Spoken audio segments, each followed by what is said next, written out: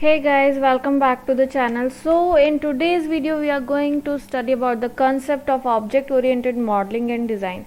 So basically if I'm talking about its definition says me that it is a new way of thinking about the problems using models organized around real world concepts.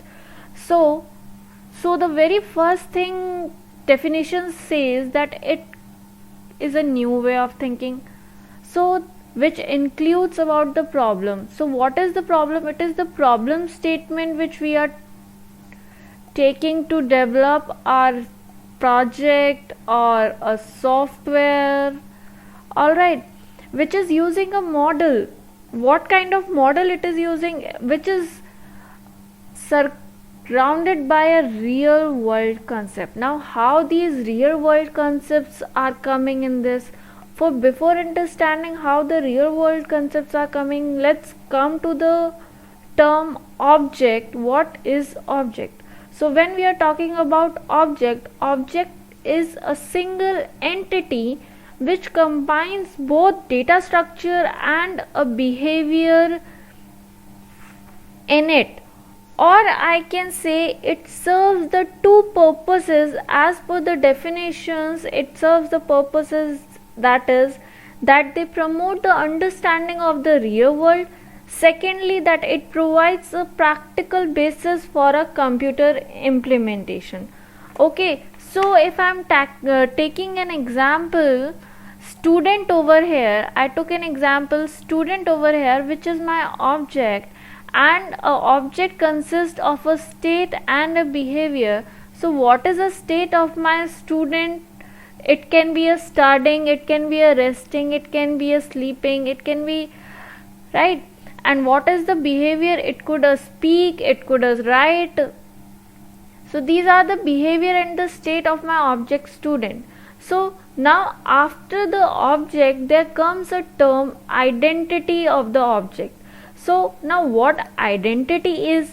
If I talk about the student in my lecture, or I can say in my class which I am teaching, so there are various identities as there are various students in that particular class. Okay, so if I am talking about Nancy, or I am talking about Divya, or I am talking about Karthik or Rahul, so these are the identities of my object. Okay, now if I am talking about these identities, and when these identities are classified in means of that they are having same attributes and the operations, how they are grouped in. So whenever they are having a same attributes and operations, they will be grouped into a class. Suppose if I am teaching in 3B, so how the student object is grouped into my class? That the roll number consists of there from 65 to 112, or I'll say that they are having a state of studying, and with the behavior of speak and write they can be come to the class. Okay, so as we all know that what is class now, it is a place where all the objects with the similar state and the behavior are grouped together. Okay, so now if I am taking an example of 3B, I am having a class 3B. Okay, so what was the object over there?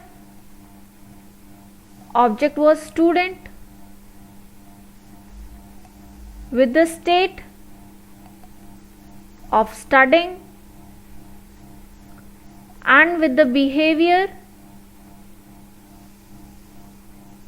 of speaking. Okay, so these are the four things we studied till now. Okay, there was one thing more, another we talked about was the entity. Okay, so when I am talking in terms of class, what is entity called? So I was having a 4 entities, where I am taking over here are 2 entities to display what entities are called in terms of class. Suppose I am having Nancy and Rahul. So if I am talking individually about them, it will be known as the instance of class.